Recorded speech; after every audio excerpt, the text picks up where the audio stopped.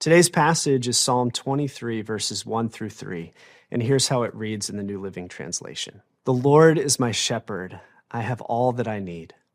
He lets me rest in green meadows. He leads me beside peaceful streams. He renews my strength. He guides me along right paths, bringing honor to his name.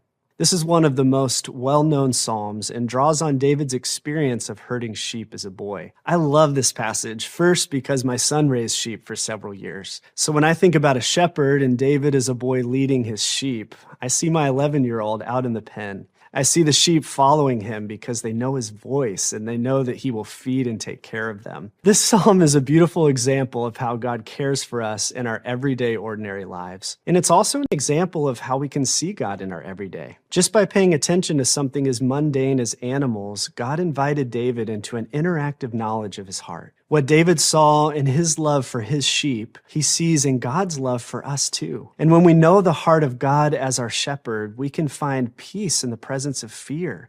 We can find security in the midst of our enemies, and our burned out souls can be restored. But as much as we may highlight the invitation to rest in Psalm 23, being able to say with David, I have all that I need, does not come naturally to us. Learning to trust God and be content, it's hard. The success of others, nonstop advertising, our social media feeds, the inclination of our own hearts, they've shaped us to be naturally jealous and discontent. Even rest, as good as it sounds, can be hard to embrace. When God leads us to green meadows or peaceful streams, like in verse 2, we still have to allow ourselves to rest and let our strength be renewed. And if your rhythm of life is oriented around achievement and success at all costs, or consumption, even entertainment, you'll need to be intentional about rest and practice it as a spiritual habit that realigns our hearts with God's desire for us.